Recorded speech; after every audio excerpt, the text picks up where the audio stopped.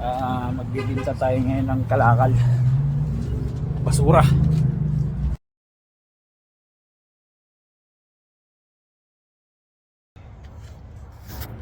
Ayan, isang puno ng cart.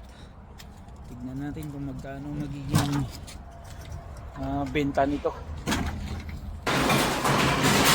Ayan, ganyan dito yung bintahan ng mga kalakal. Napakalinis.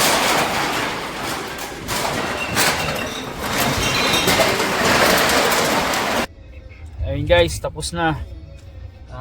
Nabinta na natin yung ating kalakal. Ito yung pinagbintahan. Isang cart $60.